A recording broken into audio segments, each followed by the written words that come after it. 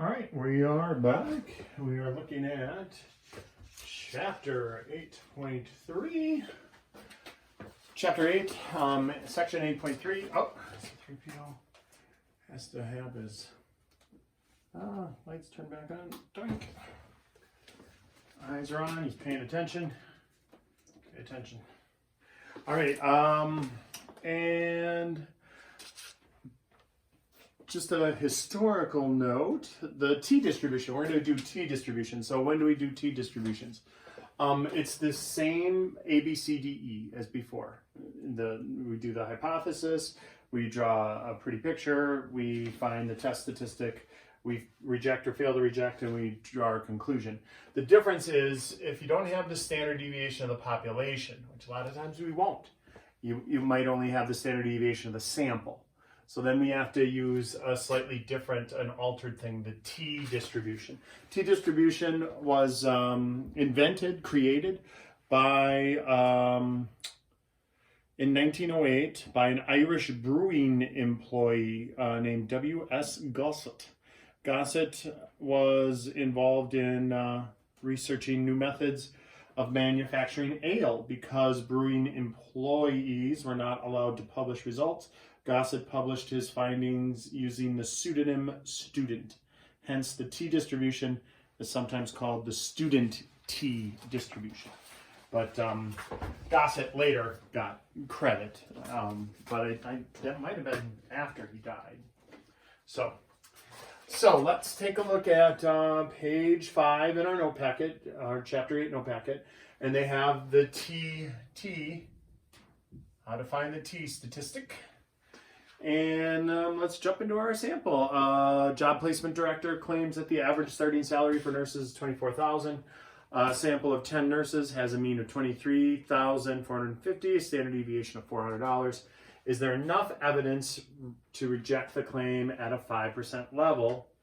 Use the 5 steps and critical values, test statistic, decision, conclusion. Okay, so let's do it. A. State the hypothesis.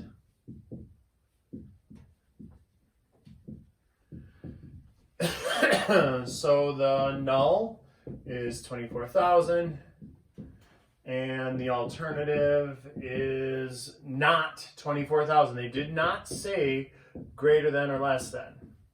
They just said not that.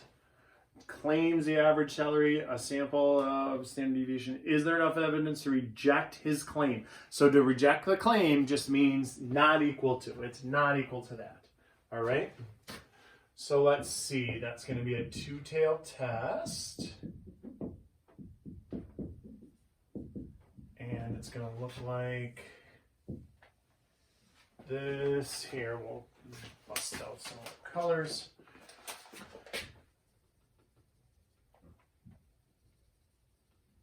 And our alpha is 5%. So that means that's 2.5, that's 2.5. This time though, our critical value, when we find our critical value, it's going to be a T statistic. So critical value on the low end is going to be T equals, critical value on the high end is going to be T equals. And so when we're using the T distribution, there's also another piece of information we need, which is called the degrees of freedom.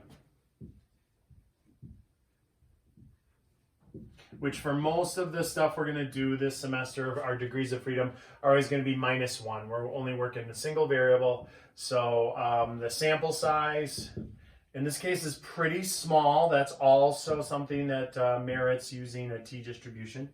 A small sample size and not having the population standard deviation. All right, so we have n equals 10, so the degrees of freedom then is 10 minus 1, 9. So we're going to use 9 degrees of freedom.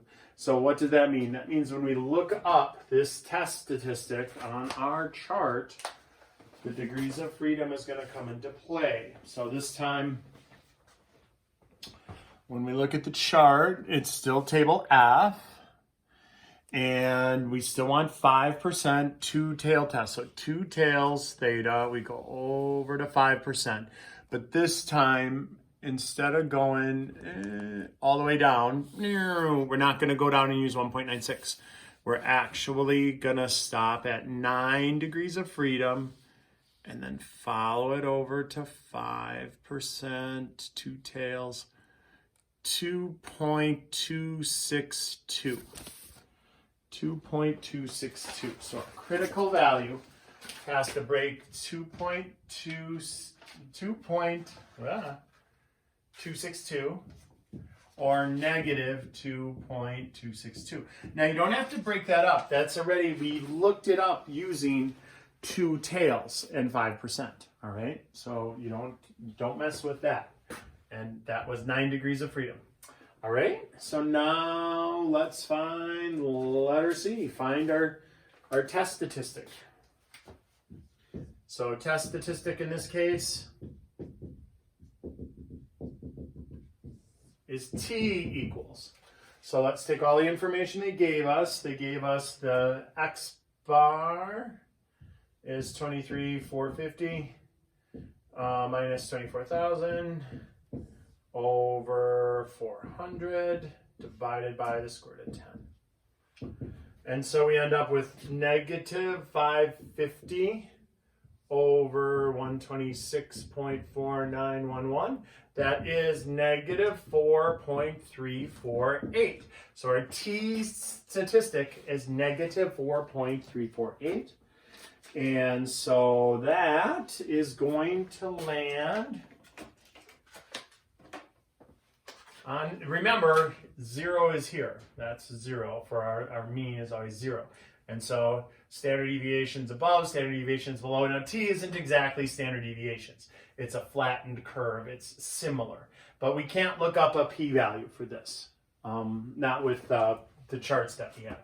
It is possible to calculate it, an estimate of it. But now look at where it lands. T is equal to negative 4.348. So that is well within our critical values, our reject zone, if you will. So we are going to reject the null and conclude, that's letter D, reject or fail to reject.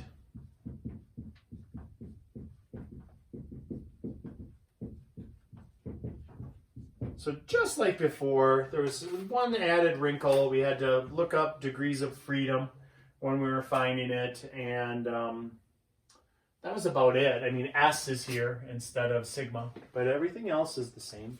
So, so negative 4.3 is definitely reject. So we reject the null, we conclude the alternative. And so what does that mean? Our conclusion, what does our conclusion look like? We say we reject the null hypothesis at the 5% significance level.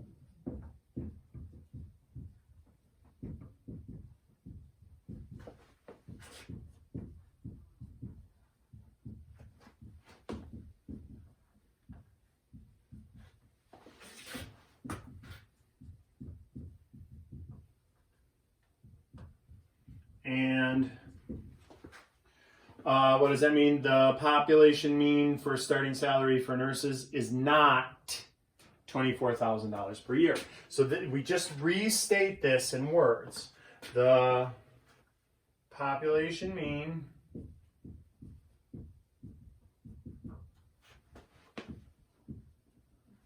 for starting salary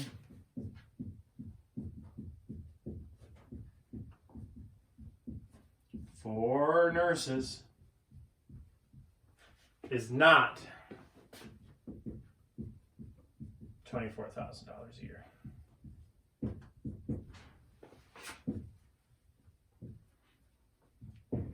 All right. Okay. Let's look at another problem on page 6. An educator claims that a substitute teacher makes less than $60 per day in her district. Random samples of 8 schools are selected, and the daily salaries are as follows: 60, 56, 60, 55, 70, 55, 60, and 55. At a 10% significance level, is there enough evidence to support her claim? Assume the variable is normally distributed. All right, so let's take out this. And we're just going to do these same 5 steps. So the same as the Z and the T.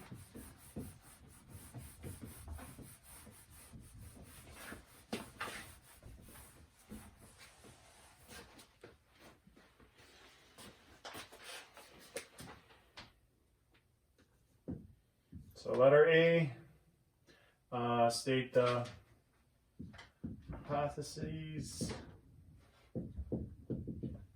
That is going to be the null and the alternative, and it's equal to 60, and she says less than.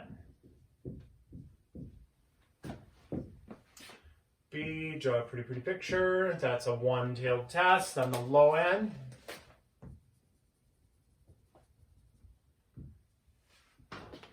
And now this is a pretty small sample, so let's look at our critical value. That's going to be T equals, but we need N. There were only 8, 1, 2, 3, 4, 5, 6, 7, 8 pieces of data, which means degrees of freedom, it's going to be 7.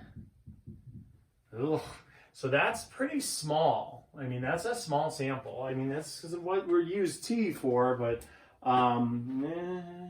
you'd have an argument that that was too small of a sample to make any general claims. All right.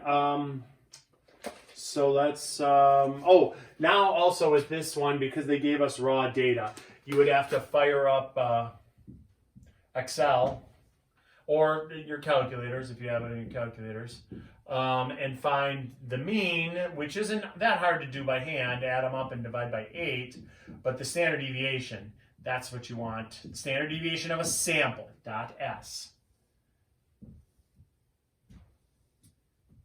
And so that'll be on there. I'm pretty sure on the test. I'll tell you for sure when I go over the review, do the video for the review.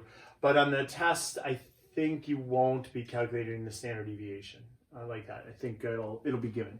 So if you don't have Excel and you don't have access to that, no worries. It'll be given for the actual test. All right?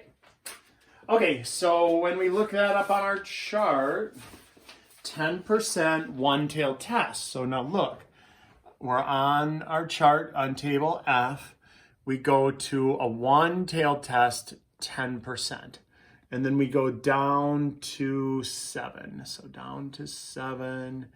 And that is 1.415. So because it's below the mean, you're going to put a negative on it.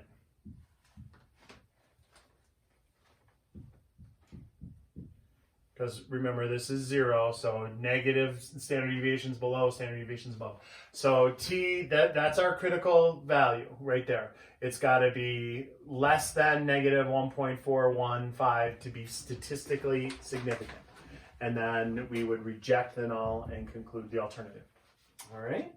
So let's find our test statistic. That is T is equal to the 58.875 minus 60 over 5.083 divided by the square root of 8. And so when we do the work for that, we get negative 1.126 over 1.797, negative 0.626. So that is our T value. Well, that ends up right here.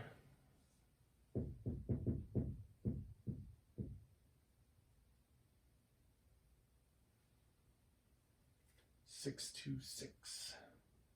Wasn't that Stitch? I think that was from Lilo and Stitch. So look, That is in the fail to reject area.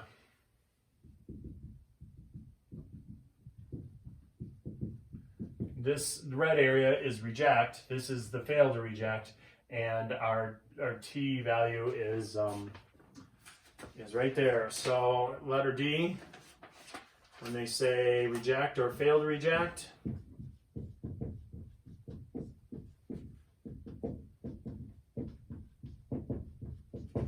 we finally get a fail to reject. So we fail to reject the null, which means this is our conclusion. This is the conclusion we make. So when we write up the conclusion, A, B, C, D, E, we fail to reject. At the 10% significance level.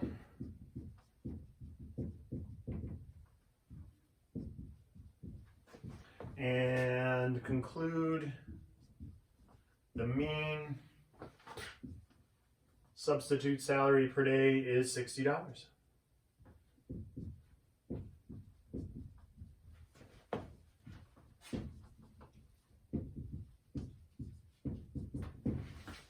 All right. So 8.3, very, very, very close to 8.2. It was just instead of doing the Z, we did the T distribution. All right. So next video will be 8.4.